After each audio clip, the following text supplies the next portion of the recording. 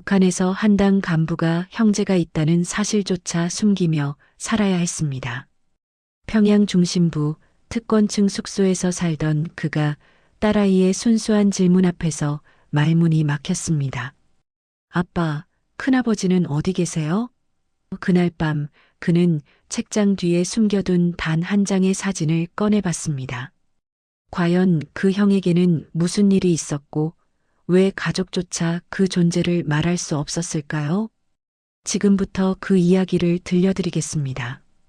이 영상이 도움이 되셨다면 구독과 좋아요 부탁드립니다. 그 모든 것은 이렇게 시작되었습니다. 제가 평양에서 당 간부로 살던 그 시절, 겉으로는 아무 문제 없어 보이던 그 일상 속에서 말이죠. 2010년대 초반이었습니다. 저는 평양 중구역에 있는 당 간부 숙소에서 가족과 함께 살고 있었어요. 아침이면 출근하고 저녁이면 집으로 돌아와 아내가 차려준 밥상 앞에 앉았습니다. 여러분도 아시다시피 그때 북한에서 평양 시민으로 산다는 건 그래도 나은 편이었습니다. 배급이 제때 나오고 전기도 하루에 몇 시간은 들어오고 겨울에 난방도 어느 정도는 되었으니까요. 제 직책은 당 중앙위원회 산하 무역회사 부부장이었습니다. 우리말로 하면 과장급쯤 되겠네요. 중국과 무역 거래를 담당하는 부서였는데 그래서 가끔 중국 출장도 갈 수 있는 자리였죠. 북한에서는 해외에 나갈 수 있다는 것 자체가 특권이었습니다. 저는 그 자리를 지키기 위해 늘 조심했고 당에 충성했고 말조심을 했습니다. 어느 가을 저녁이었습니다. 퇴근하고 집에 들어서니 부엌에서 구수한 된장찌개 냄새가 났어요. 아내가 장마당에서 두부를 구해다가 끓인 모양이었습니다. 그때만 해도 평양 장마당에서는 웬만한 식재료를 구할 수 있었거든요. 물론 돈만 있으면 말이죠. 아빠, 초등학교 4학년이던 딸아이가 달려와 안겼습니다. 제 무릎에 앉은 딸아이는 학교 가방에서 공책을 꺼내 보여줬어요. 오늘 선생님이 숙제 내주셨어요. 우리 가족 소개하기래요. 그래, 우리 딸이 발표 잘하겠네. 저는 웃으며 딸의 머리를 쓰다듬었습니다. 딸아이는 공책에 벌써 우리 가족이라고 제목을 써놓고 가족 그림을 그리기 시작했어요.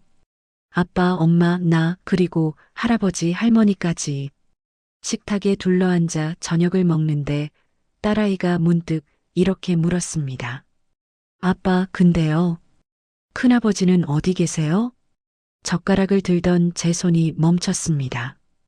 옆에서 국을 뜨던 아내의 손도 멈췄어요. 순간 식탁 위로 무거운 침묵이 흘렀습니다. 친구 미선이는 삼촌도 있고 고모도 있던데 우리는 왜 큰아버지가 안 계세요? 딸아이의 맑은 눈동자가 저를 바라봤습니다. 아무것도 모르는 순수한 아이의 눈빛이었어요. 저는 목구멍이 막히는 것 같았습니다. 큰아버지는 오래전에 돌아가셨단다. 제가 겨우 입을 열었을 때 아내가 황급히 말했습니다. 얘야, 밥이나 먹자. 찌개 식겠다. 하지만 딸아이는 계속 물었어요. 그럼 사진이라도 있어요? 할아버지, 할머니 사진도 있잖아요. 사진은 없단다. 큰아버지 이야기는 나중에 하자. 저는 더 이상 대답할 수가 없었습니다. 아내가 딸아이에게 반찬을 집어주며 화제를 돌렸고 저는 그저 밥을 입에 넣었지만 목으로 넘어가지 않았어요. 그날 밤 가족들이 모두 잠든 후였습니다. 저는 거실 책장 앞에 섰어요. 겉으로는 평범한 책장이었지만 맨 위 칸 뒤에는 숨겨둔 것이 있었습니다. 의자를 밟고 올라가 손을 뻗어 꺼낸 것은 낡은 사진 한 장이었죠. 사진 속에는 젊은 두 남자가 웃고 있었습니다.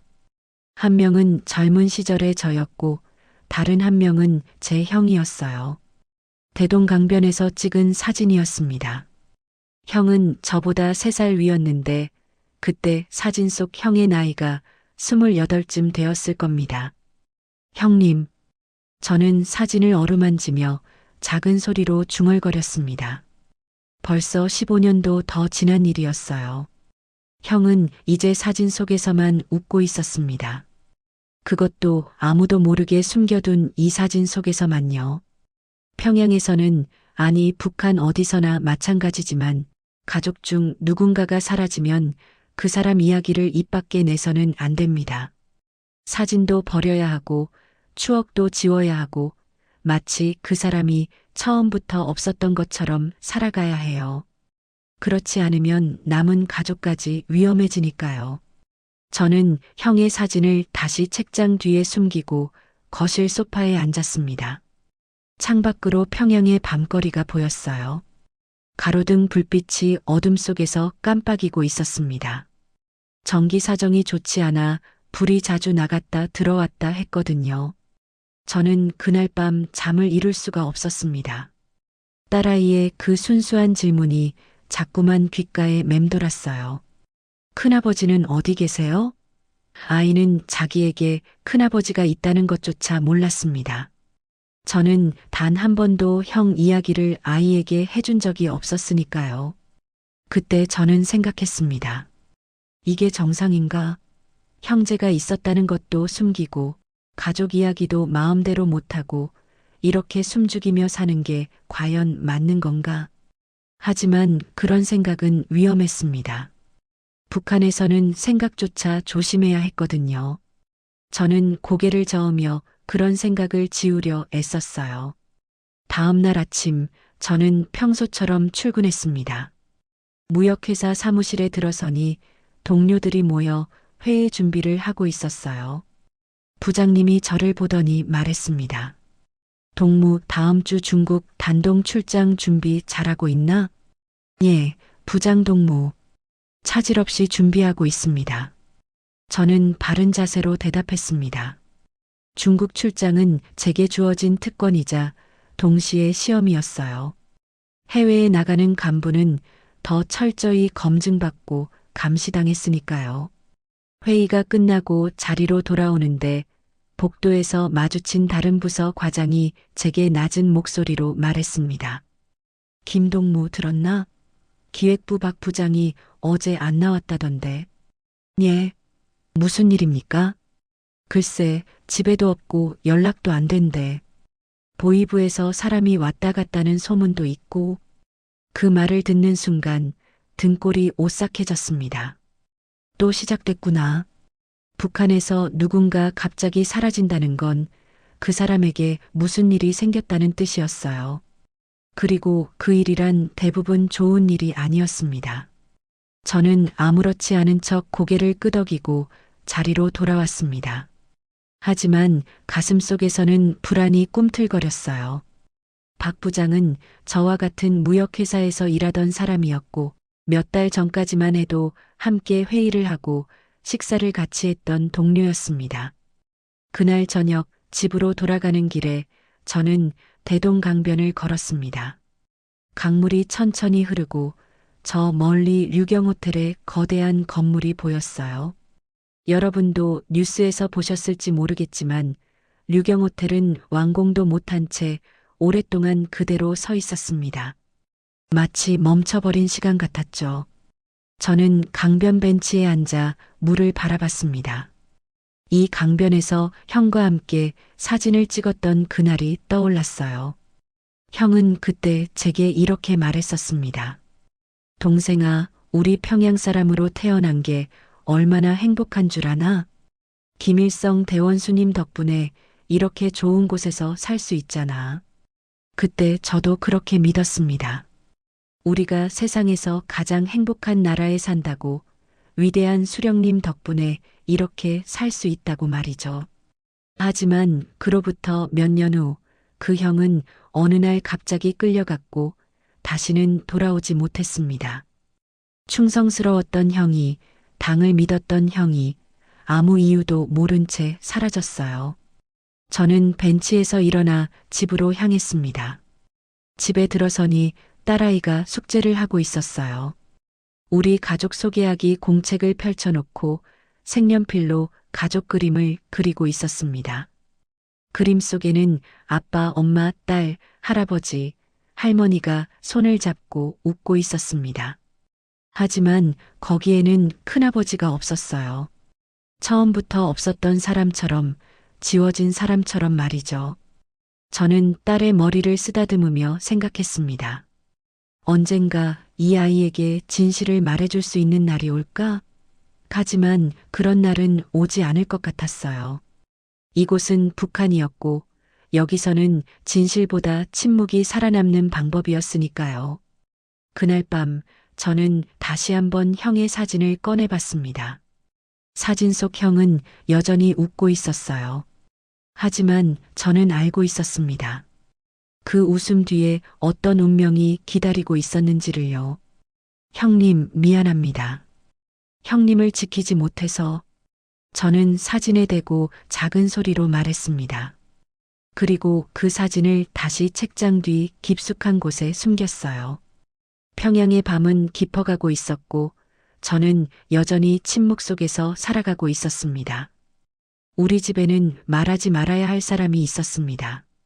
그리고 그 침묵은 제가 평양을 떠나기 전까지 계속되었습니다. 앞에서 말씀드린 형의 이야기, 이제 그 진실을 말씀드리려 합니다. 그날의 기억은 15년이 지나도 20년이 지나도 잊히지 않습니다. 때는 1997년 가을이었습니다. 여러분도 기억하시겠지만 그때 우리나라는 IMF로 힘들었던 시절이죠. 북한은 그보다 더 심했습니다. 이른바 고난의 행군 시기였어요. 사람들이 굶어 죽어가던 그 끔찍한 시절 말이죠. 형은 그때 31살이었고 저는 28이었습니다. 형은 평양의 한 기계 공장에서 기술자로 일했어요. 성실하고 똑똑한 사람이었죠. 당에도 충성했고 김일성 수령님을 진심으로 믿었던 사람이었습니다. 그런 형이 어느 날 갑자기 종파분자가 되었습니다. 그날은 10월 초순, 이른 아침이었어요. 새벽 5시쯤 되었을 겁니다. 저는 부모님 댁 근처 작은 집에서 혼자 살고 있었는데 갑자기 문을 두드리는 소리에 잠이 깼습니다. 누구십니까? 문을 여니 어머니가 서 계셨어요. 얼굴이 새하얗게 질린 채로요. 큰애를 데려갔다. 어머니는 제 손을 붙잡고 울음을 터뜨렸습니다. 저는 무슨 말인지 이해할 수가 없었어요.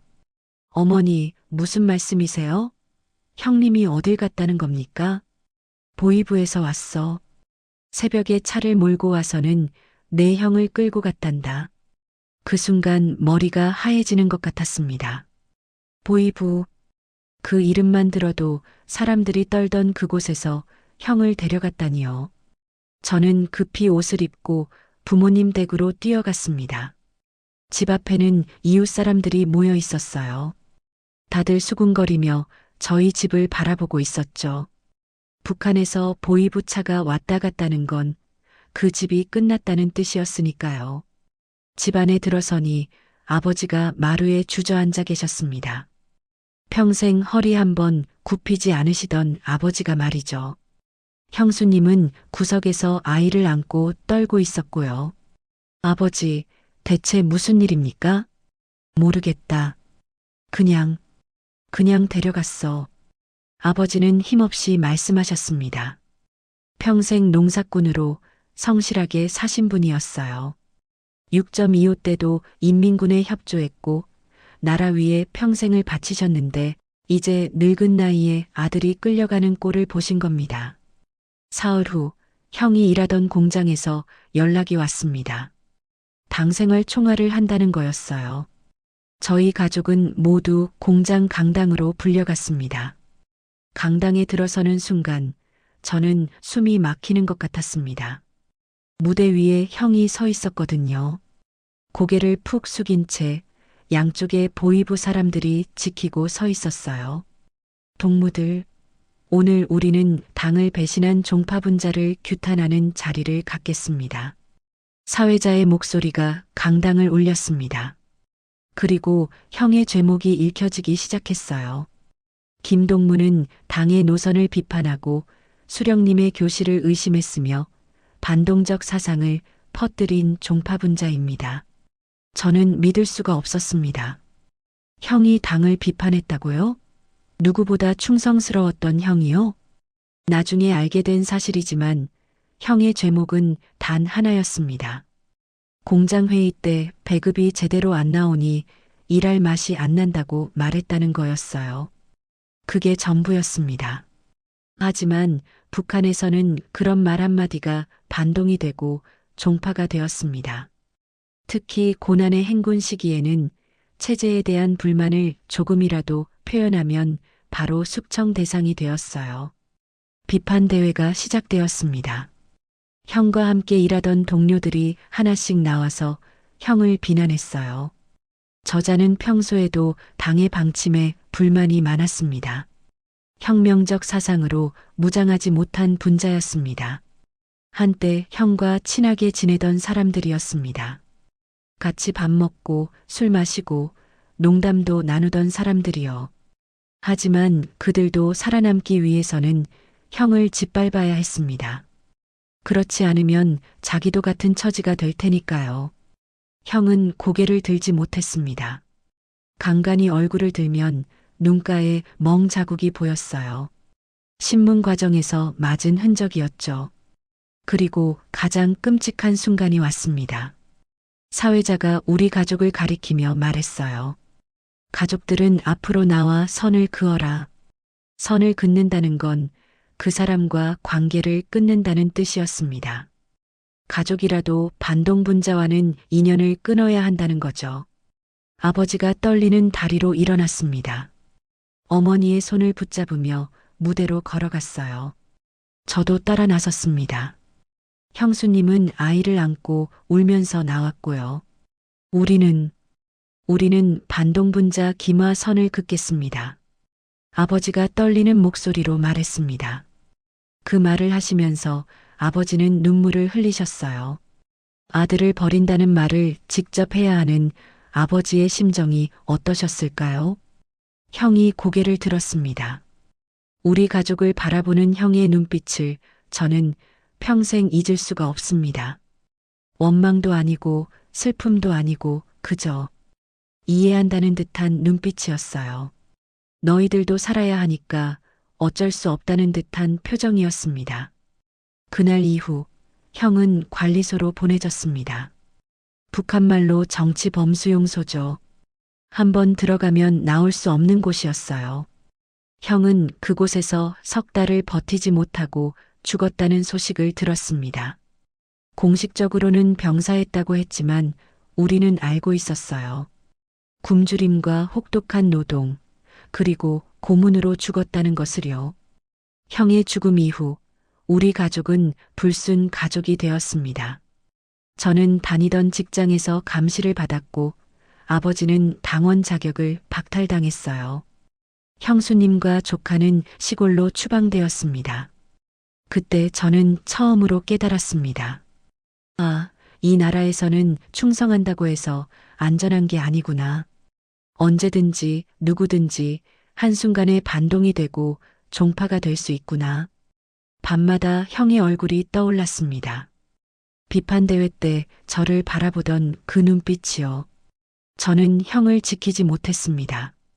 아니, 지킬 수가 없었어요.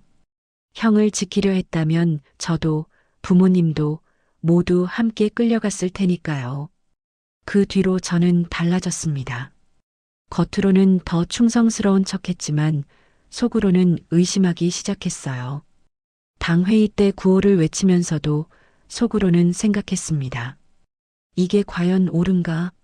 한마디 잘못했다고 사람을 죽이는 게 정상인가? 하지만 그런 생각은 절대 입 밖에 낼 수 없었습니다. 형처럼 되고 싶지 않았으니까요. 그래서 저는 더 조심하고 더 숨죽이며 살았습니다. 형이 죽고 1년쯤 지났을 때였습니다. 어머니가 제게 작은 보따리를 건네셨어요. 이건 내 형 물건이야. 보이부가 다 가져갔지만 이것만은 숨겨뒀다. 보따리를 열어보니 형의 사진 몇 장이 들어 있었습니다. 어릴 적 형과 제가 함께 찍은 사진, 형의 결혼 사진, 그리고 대동강변에서 찍은 그 사진이요. 아무한테도 보여주지 마라. 이런 것 가지고 있다가 들키면 또 어떻게 될지 모른다.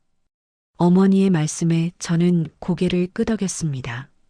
그리고 그 사진들을 집에 가져와 책장 뒤에 숨겼어요. 형의 존재를 지울 수는 없었으니까요. 비록 다른 사람들에게는 말할 수 없어도 적어도 제 기억 속에는, 그리고 그 사진 속에는 형이 살아있기를 바랐습니다.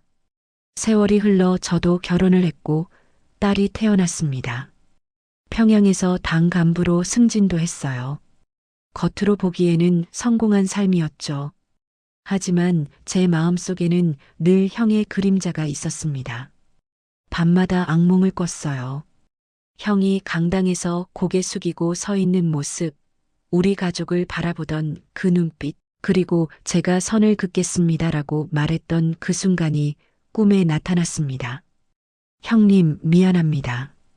형님을 지키지 못해서. 저는 숨겨둔 형의 사진 앞에서 몇 번이고 중얼거렸습니다. 하지만 형은 대답이 없었어요. 사진 속에서 그저 웃고 있을 뿐이었죠. 그때부터였습니다. 저는 이 나라를, 이 체제를 진심으로 믿을 수 없게 되었어요. 입으로는 수령님 만만세를 외쳤지만 가슴속으로는 알고 있었습니다. 이건 잘못되었다고, 사람이 이렇게 살아서는 안 된다고요. 하지만 그렇다고 해서 탈출을 생각한 건 아니었습니다. 그때는 아직 어떻게든 살 수 있었고, 가족도 있었고, 평양에서의 삶도 나쁘지 않았으니까요. 그저 조심하면서, 숨죽이면서 형처럼 되지 않도록 살면 된다고 생각했어요. 하지만 운명은 제게 다른 길을 준비하고 있었습니다. 형의 죽음은 시작에 불과했어요. 앞으로 더 많은 사람들이 사라질 것이고 언젠가는 제 차례도 올 거라는 걸 그때는 미처 몰랐습니다. 1997년 그 가을의 기억은 20년이 지난 지금도 생생합니다. 형이 끌려가던 그 새벽 비판 대회장의 냉랭한 공기, 아버지가 떨리며 하셨던 선을 긋겠습니다라는 말, 그리고 형의 그 마지막 눈빛. 그것이 제가 북한 체제를 의심하기 시작한 순간이었습니다. 그리고 그 의심은 세월이 지나면서 점점 커져갔고 결국 저를 이곳 자유의 땅으로 이끌었습니다. 형님, 이제 저는 자유로운 곳에서 형님 이야기를 할 수 있습니다. 더 이상 숨기지 않아도 되고 사진을 책장 뒤에 감추지 않아도 됩니다. 형님이 억울하게 죽었다고, 형님은 아무 죄도 없었다고 큰 소리로 말할 수 있습니다.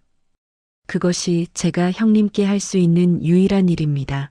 형이 죽고 10년이 넘는 세월이 흘렀습니다. 저는 그 세월을 숨죽이며 조심하며 살아남기 위해 애쓰며 보냈어요. 2010년대가 되었고 북한에는 젊은 지도자 김정은이 권력을 잡았습니다. 그리고 그때부터 또다시 숙청의 바람이 불기 시작했어요. 2012년 겨울이었습니다. 김정일이 죽고 김정은이 최고 지도자가 된 지 얼마 안 된 시점이었죠. 처음에는 모두들 젊은 지도자에 대한 기대를 가졌습니다. 혹시 뭔가 달라지지 않을까 하는 희망 같은 거요. 하지만 그 희망은 오래가지 못했습니다. 어느 날 출근했더니 회사가 술렁거리고 있었어요. 사람들이 모여서 수군거리는 소리가 들렸습니다. 최 부장이 어젯밤에 안 들어왔대. 집에도 없고 전화도 안 받는다던데? 최 부장은 저와 같은 무역회사에서 일하던 분이었습니다. 50대 중반의 성실한 간부였어요. 저보다 직급이 높았고 중국 무역을 총괄하던 사람이었죠. 사흘이 지나도 최 부장은 나타나지 않았습니다. 그리고 일주일쯤 지났을 때 회사에 보이부 사람들이 왔어요. 최 부장의 책상을 뒤지고 서류를 가져가고 함께 일하던 사람들을 조사했습니다. 최 동무는 당과 수령님을 배신한 반역자입니다. 보이부원이 차갑게 말했습니다. 구체적인 죄목은 말하지 않았어요. 그냥 반역자라는 딱지만 붙였죠. 나중에 소문으로 들으니 중국 출장 중에 개인적으로 돈을 벌었다는 혐의였다고 합니다. 하지만 북한에서 중국 출장 가는 간부 중에 그렇지 않은 사람이 어디 있겠어요? 다들 생활비라도 벌려고 조금씩 개인 무역을 했으니까요. 최 부장의 실종 이후 회사 분위기가 싸늘해졌습니다. 사람들은 서로를 의심하기 시작했어요. 누가 보이부에 밀고 했는지 다음은 누가 될지 모르니까요. 그해 봄, 이번에는 기획부의 박 부장이 사라졌습니다. 역시 어느 날 갑자기 출근하지 않았고 며칠 후 집이 텅 비어 있는 게 발견됐어요. 가족까지 모두 끌려간 겁니다. 여러분, 상상이 되십니까? 오늘까지 함께 일하던 사람이 내일 갑자기 사라지는 세상을요. 그것도 이유도 모른 채 작별 인사도 없이 말이죠. 2013년 여름 세 번째 사건이 일어났습니다. 이번에는 제가 잘 아는 김 과장이었어요. 저와 같은 시기에 입사해서 10년 넘게 함께 일한 동료였습니다. 술도 같이 마시고 가끔은 집에 초대해서 저녁도 같이 먹던 사이였죠. 어느 월요일 아침이었습니다. 회의 시간에 김 과장이 보이지 않았어요. 김동무는 어디 갔나? 부장이 물었지만 아무도 대답하지 못했습니다. 점심때쯤 되어 소문이 돌기 시작했어요. 김 과장이 토요일 밤에 잡혀갔다던데. 무슨 죄목인데? 글쎄, 남조선 영화를 봤다나 뭐라나. 남한 영화. 그때 북한에서는 중국에서 몰래 들여온 한국 드라마나 영화를 보는 게 유행이었습니다. USB에 담아서 몰래 돌려보는 거죠. 위험한 줄 알면서도 사람들은 봤어요. 북한 것만 보다가 남한 드라마를 보면 너무 달라서 충격을 받곤 했거든요. 김 과장도 그런 것을 보다가 걸린 모양이었습니다. 누가 밀고 했는지는 모르겠지만 아마 이웃이나 친척 중 누군가였을 겁니다. 북한에서는 가족도 친구도 믿을 수 없었으니까요. 그날 저녁 집에 돌아와서 아내에게 말했습니다. 김 과장이 잡혀갔어? 아내의 얼굴이 하얘졌어요. 김 과장 부인과 친하게 지내던 사이였거든요. 무슨 일로요? 남조선 영화 봤다고. 아내는 한숨을 쉬었습니다. 그리고 조용히 말했어요. 당신도 조심해요. 우리한테도 언제 무슨 일이 생길지 모르잖아요. 그날 밤 저는 잠을 이룰 수가 없었습니다. 형이 끌려가던 날이 떠올랐고 지난 몇 년간 사라진 동료들의 얼굴이 하나씩 머리를 스쳤어요. 다음은 누구 차례일까? 혹시 나는 아닐까? 공포가 밀려왔습니다. 저도 중국 출장 가서 개인 무역을 한 적이 있었어요. 저도 몰래 남한 뉴스를 본 적이 있었고요. 혹시 누가 그걸 알고 신고하면 어떡하죠?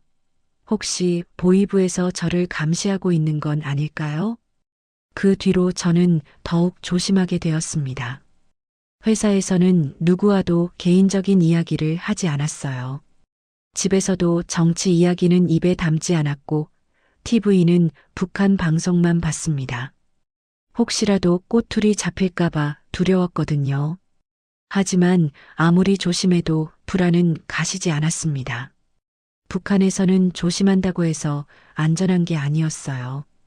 형도 조심했지만 끌려갔고 최 부장도 성실했지만 사라졌으니까요. 2014년 가을 또 한 명의 동료가 사라졌습니다. 이번에는 저와 같은 사무실을 쓰던 리 주임이었어요. 28살의 젊은 청년이었는데 무슨 이유에서인지 하루아침에 사라졌습니다. 다음날 보이부 사람이 와서 리 주임의 책상을 뒤지는 걸 보면서 저는 생각했습니다. 이 나라에서는 살아남을 수가 없다.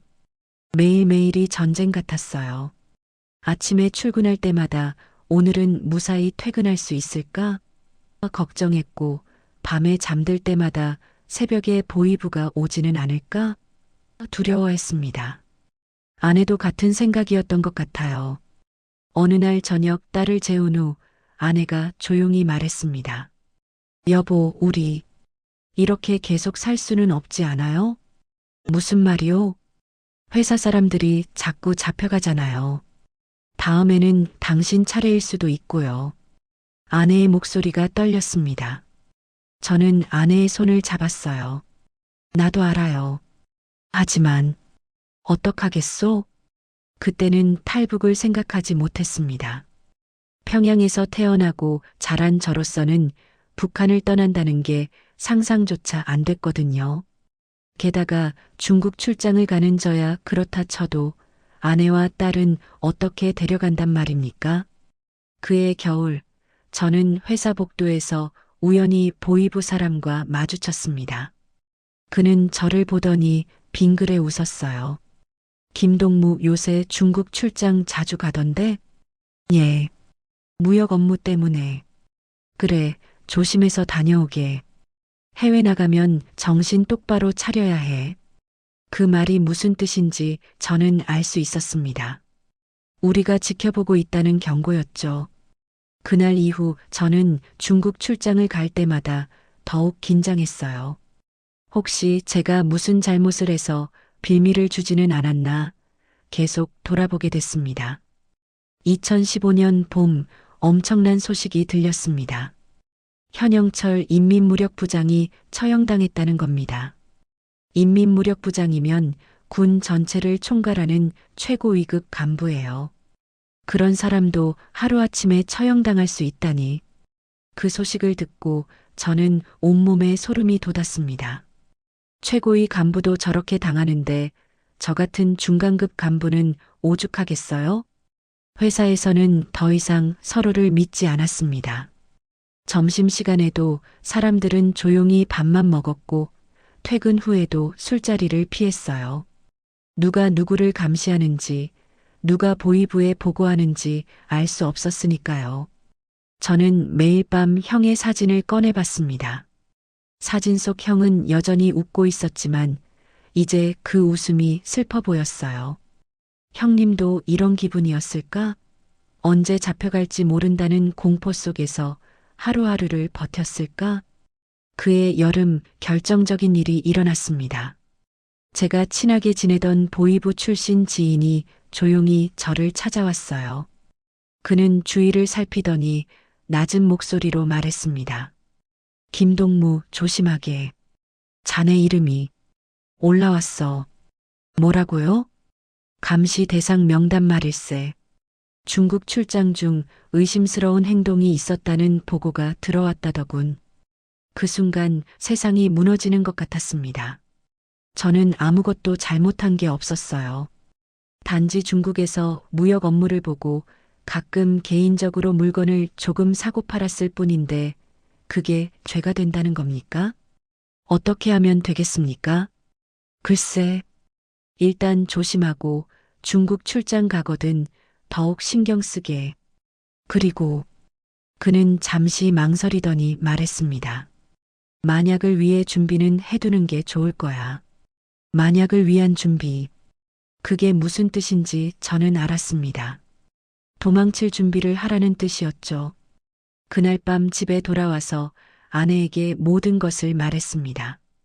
아내는 울었고 저도 울었어요. 딸은 옆방에서 자고 있었죠. 어떡해요, 여보.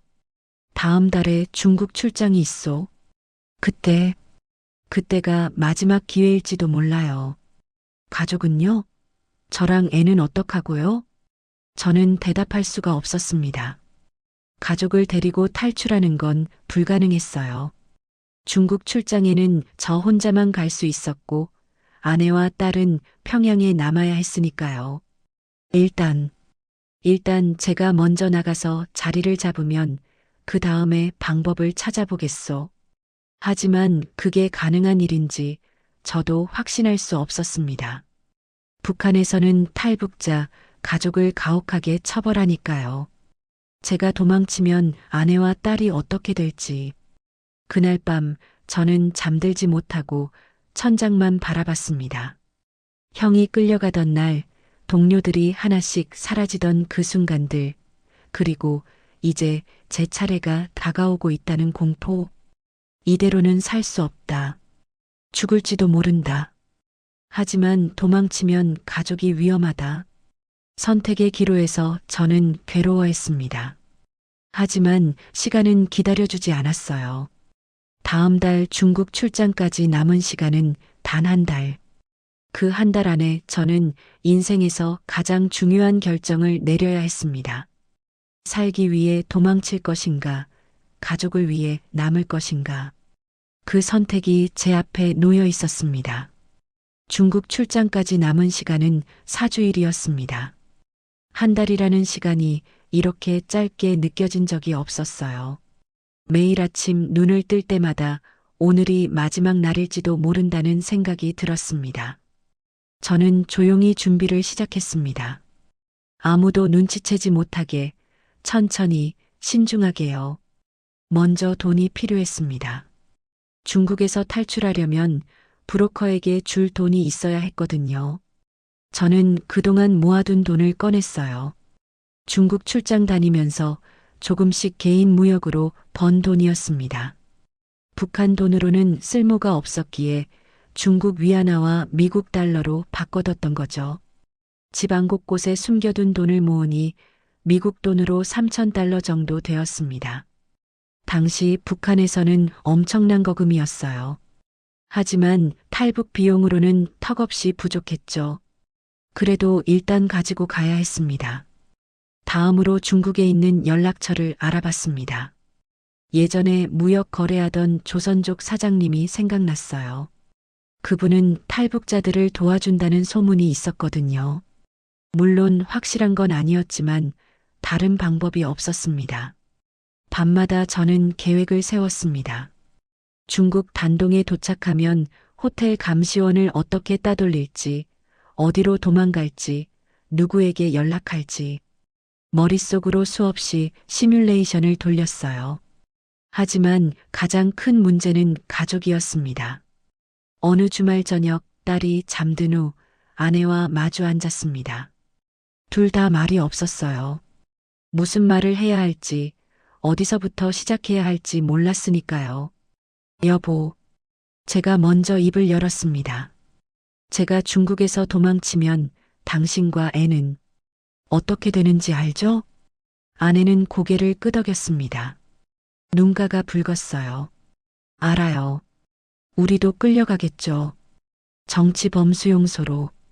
그런데도 제가 가야 할까요? 아내는 한참을 말이 없었습니다. 그리고 천천히 말했어요. 당신이 여기 남아있으면 어차피 잡혀가잖아요. 그럼 우리 가족 모두 끝나는 거예요. 차라리 당신이라도 살아야죠. 하지만 나중에라도 우리를 데려갈 방법을 찾아봐요. 지금은 당신이 먼저 살아남는 게 중요해요. 아내의 목소리가 떨렸습니다.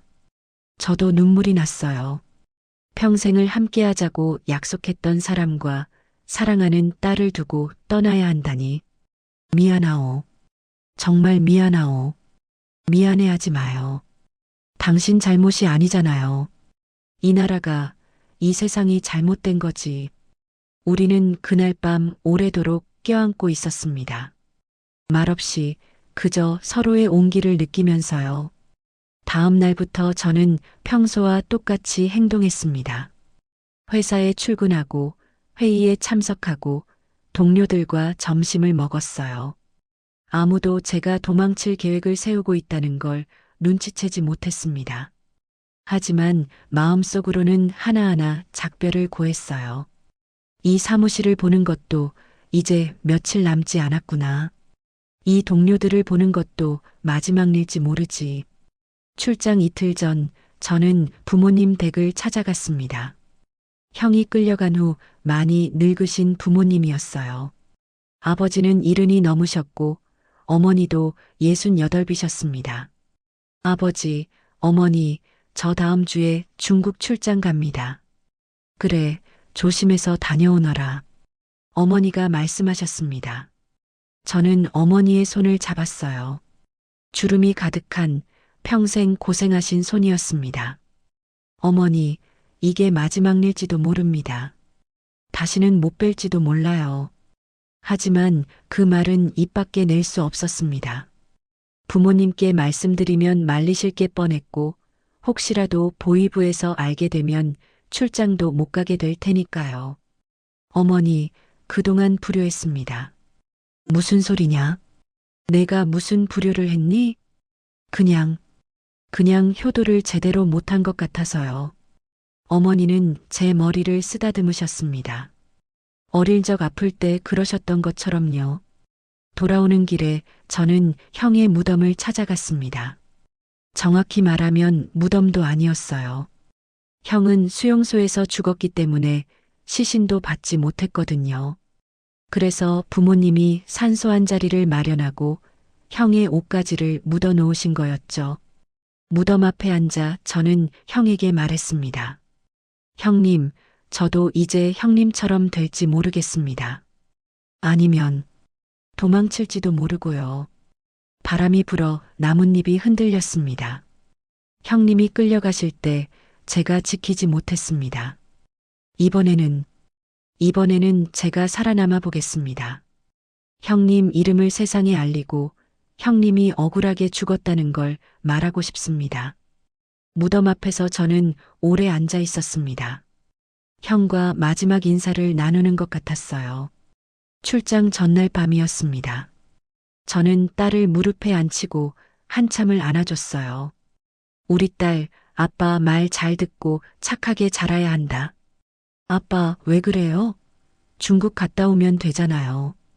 딸아이는 아무것도 모른 채 웃었습니다. 저는 딸의 얼굴을 오래오래 바라봤어요. 이 얼굴을 다시 볼 수 있을까? 이 아이가 크는 모습을 볼 수 있을까? 아빠가 선물 사올게. 뭐 갖고 싶은 거 있니? 예쁜 공책이요. 중국 공책은 그림이 예쁘다며요. 그래, 예쁜 공책 사올게. 하지만 저는 알고 있었습니다. 그 약속을 지킬 수 없을지도 모른다는 것을요. 그날 밤 아내와 마지막 대화를 나눴습니다. 제가 한 달 안에 연락이 없으면 실패한 거예요. 알아요. 그럼 당신과 애는 최대한 모르는 척 하세요. 저를 비난하고 선을 그으세요. 그래야 살 수 있어요. 여보, 형수님처럼 시골로 쫓겨나더라도 살아만 있으면 언젠가 방법을 찾을 거예요. 꼭 다시 만날 겁니다. 아내는 울었습니다. 저도 울었어요. 우리는 그날 밤 서로를 꼭 안고 있었습니다.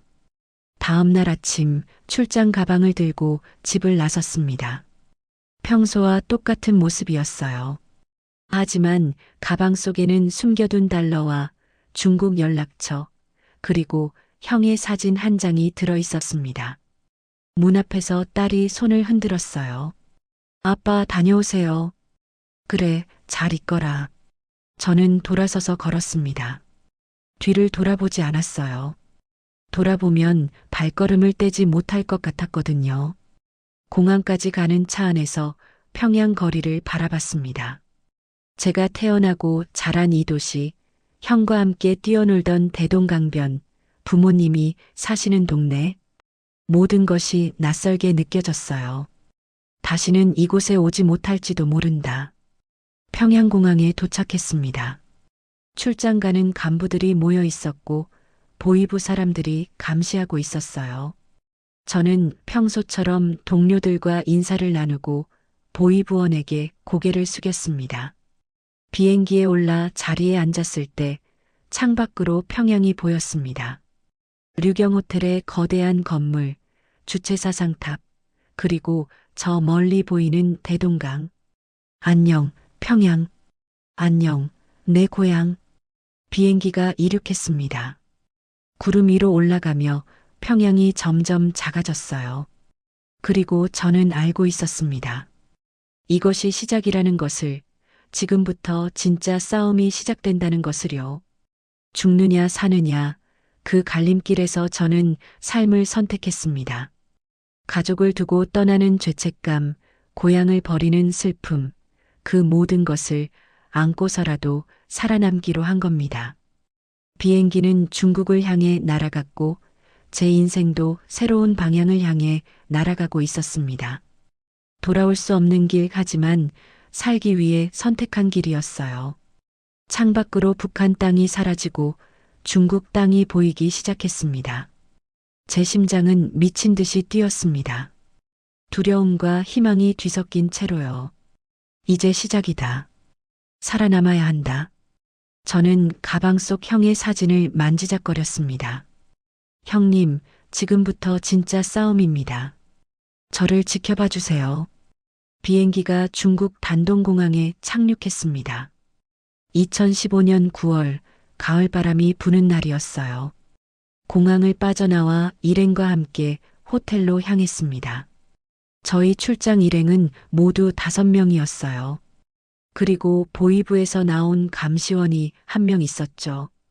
그 사람이 우리를 일거수일투족 감시하는 역할이었습니다. 호텔은 압록강이 보이는 곳에 있었습니다. 창밖으로 강 건너 북한 땅이 보였어요. 신이 주였죠. 불과 몇백 미터밖에 안 떨어진 거리였지만 그 사이에는 엄청난 세계가 가로놓여 있었습니다. 첫날은 무역업체와 회의를 했습니다. 평소와 똑같았어요. 저는 아무렇지 않은 척 회의에 참석하고 거래 조건을 협상하고 저녁에는 일행들과 함께 식사를 했습니다. 하지만 제 머릿속은 오직 한 가지 생각뿐이었어요. 언제 도망칠 것인가? 이틀째 되는 날 저녁 기회가 왔습니다. 저녁 식사 후 호텔로 돌아왔을 때 감시원이 갑자기 배가 아프다며 방으로 들어갔어요. 중국 음식이 맞지 않았던 모양이었습니다. 김동무, 나 좀 쉬어야겠네. 자네들도 일찍 들어가서 쉬게. 예, 편히 쉬십시오. 저는 제 방으로 돌아왔습니다. 손이 떨렸어요. 지금이다. 지금 아니면 기회가 없다. 밤 11시쯤 되었을 때 저는 조용히 짐을 챙겼습니다. 큰 가방은 두고 작은 배낭 하나만 챙겼어요. 옷 몇 벌, 돈, 그리고 형의 사진. 그게 전부였습니다. 복도로 나섰습니다. 조용했어요. 일행들은 모두 방에서 자고 있었죠. 감시원도 배아리로 누워 있을 거고요. 엘리베이터를 탈까 했지만 너무 위험했습니다. 대신 비상계단으로 내려갔어요. 한층 한층 내려가는데 심장이 터질 것 같았습니다. 혹시 누가 나타나지는 않을까? 혹시 감시원이 눈치챈 건 아닐까? 1층에 도착했습니다.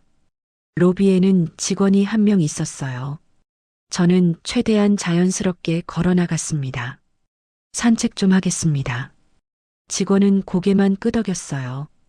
중국인들은 북한 사람들이 도망칠 거라고 생각하지 않았습니다. 워낙 감시가 심해서 탈출이 불가능하다고 여겼거든요. 호텔 밖으로 나왔습니다. 밤 공기가 차가웠어요. 가로등 불빛 아래 거리는 조용했습니다. 저는 미리 알아둔 주소를 찾아 걸었습니다. 조선족 사장님이 운영하는 식당이었어요. 호텔에서 30분 정도 걸리는 거리였죠. 걸으면서 계속 뒤를 돌아봤습니다. 혹시 누가 쫓아오지는 않는지, 혹시 감시당하고 있는 건 아닌지, 모든 게 두려웠어요. 식당에 도착했습니다. 이미 문을 닫은 시간이었지만 뒷문으로 들어갔어요. 안에서 불빛이 새어나왔습니다. 문을 두드렸습니다. 한참 후에 문이 열렸어요. 50대쯤 되어 보이는 조선족 아저씨가 나왔습니다. 누구십니까? 저는 북에서 온 사람인데요. 도와주실 수 있으십니까? 그분은 저를 위아래로 훑어봤습니다. 그리고 한숨을 쉬더니 안으로 들라고 했어요. 들어오시오. 식당 안으로 들어갔습니다. 주방 뒤쪽 작은 방으로 안내받았어요. 또 한 분이구만요. 요새 북에서 넘어오는 사람들이 부쩍 늘었어요. 죄송합니다. 하지만 갈 곳이 없어서. 알아요, 알아. 다들 그렇지. 앉으시오. 그분은 제게 차를 한 잔 따라줬습니다. 따뜻한 차였어요. 돈은 있소? 예, 있습니다. 저는 가방에서 달러를 꺼냈습니다. 3,000달러. 그분은 돈을 세어보더니 고개를 저었어요. 한국까지 가려면 이것만으로는 부족해요. 최소 5,000달러는 있어야 하는데. 그럼 어떻게 해야 합니까? 일단 여기서 몇 달 일하면서 돈을 더 모으시오. 그 다음에 한국 가는 걸 도와드리죠. 몇 달을 더 중국에 있어야 한다니. 하지만 선택의 여지가 없었습니다. 알겠습니다. 뭐든 하겠습니다. 그날 밤부터 저는 그 식당에 숨어 지내기 시작했어요. 낮에는 주방 일을 도왔고 밤에는 작은 방에서 잤습니다. 항상 긴장 상태였죠. 혹시 중국 공안이 단속 나오지는 않을까? 혹시 북한에서 사람을 보내 저를 찾지는 않을까? 며칠 후 북한 일행들이 돌아갔다는 소식을 들었습니다. 저 없이 평양으로 돌아간 거죠. 그럼 이제 제 탈출 사실이 알려졌을 겁니다. 가슴이 철렁 내려앉았어요. 아내와 딸은 괜찮을까? 부모님은 어떻게 되셨을까? 하지만 연락할 방법이 없었습니다. 북한으로 전화하는 건 자살 행위나 마찬가지였거든요. 저는 그저 기도할 수밖에 없었어요. 부디 무사하기를. 제발 아무 일 없기를. 한 달쯤 지났을 때 조선족 사장님이 조용히 말했습니다. 김 선생, 북에서 사람 나왔다고 하더군요. 예. 무슨 말씀이십니까? 보이부에서 사람을 보냈대요. 탈북자들 찾는다고. 조심하셔야 할 겁니다. 그날부터 저는 거의 밖에 나가지 못했습니다. 식당 안작은 방에만 틀어박혀 지냈어요. 창문도 없는 답답한 방이었지만 그게 제일 안전했습니다. 2달째 되던 날 끔찍한 소식을 들었습니다. 같은 시기에 탈북했던 다른 사람이 붙잡혔다는 거예요. 중국 공안과 북한 보위부가 협력해서 잡아갔다고 했습니다. 그 사람 어떻게 됐습니까? 북으로 송환됐죠. 아마 살아남기 힘들 겁니다. 송환. 그 말을 듣는 순간 온몸에 소름이 돋았습니다. 탈북자가 붙잡혀 북한으로 돌아가면 어떻게 되는지 저는 알고 있었어요. 고문, 처형 아니면 수용소에서 죽을 때까지 노역. 나도 저렇게 될 수 있다. 공포가 밀려왔습니다. 하지만 이미 돌아갈 수는 없었어요. 돌아가면 죽고 여기 있어도 위험하고 앞으로 나아가는 수밖에 없었습니다. 3달째 되던 날 사장님이 좋은 소식을 가져왔습니다. 김 선생, 한국 가는 루트를 찾았어요. 정말입니까? 예. 다음 주에 라오스로 가는 일행이 있어요. 거기 합류하시오. 라오스? 저는 지리를 잘 몰랐지만 거기서 한국 대사관으로 들어갈 수 있다고 했습니다. 돈은 제가 가진 걸로 되겠습니까? 일단 출발하시오. 부족한 건 나중에 한국 가서 갚으면 돼요. 저는 감사의 인사를 드렸습니다. 이 낯선 사람이 목숨을 걸고 저를 도와주는 겁니다. 그저 같은 핏줄이라는 이유만으로요. 일주일 후 저는 5명의 탈북자들과 함께 라오스로 가는 차에 올랐습니다. 남자 2, 여자 3이었어요. 모두 북한을 탈출한 사람들이었죠. 차는 밤새 달렸습니다. 중국 남쪽으로 또 남쪽으로 검문소를 피해가며 산길을 돌아가며 이동했어요. 며칠을 달려 중국과 라오스 국경에 도착했습니다. 밀림이었어요. 우리는 차에서 내려 걸어야 했습니다. 이제부터는 걸어서 국경을 넘어야 해요. 조용히 빨리 움직이세요. 브로커의 말에 우리는 고개를 끄덕였습니다. 밤이었어요. 달빛도 없는 캄캄한 밤이었죠. 밀림 속을 걸었습니다. 벌레가 많았고 길도 험했어요. 넘어지고 찔리고 그래도 계속 걸었습니다. 새벽녘이 되어서야 라오스 땅에 도착했습니다. 브로커가 말했어요. 이제 라오스예요. 하지만 안심하긴 일러요. 여기서 경찰한테 잡히면 중국으로 송환될 수도 있으니까요. 우리는 또다시 차를 타고 이동했습니다. 라오스 수도 비엔티안까지요. 그 여정은 지옥 같았습니다. 숨어서 이동하고 검문을 피하고 항상 긴장하며 살았어요. 하지만 희망이 보였습니다. 한국 대사관이 가까워지고 있었으니까요. 2주일쯤 지났을 때 드디어 비엔티안에 도착했습니다. 브로커가 한국 대사관 위치를 알려줬어요. 내일 아침 일찍 가세요. 대사관 앞에서 대한민국 국민입니다라고 외치면 돼요. 그럼 안으로 들여보낼 겁니다. 그날 밤 저는 잠을 이룰 수가 없었습니다. 내일이면 한국 대사관에 들어간다. 그럼 살았다는 뜻이다. 하지만 동시에 두려웠어요. 혹시 마지막 순간에 무슨 일이 생기지는 않을까? 혹시 경찰이 나타나 저를 잡아가지는 않을까?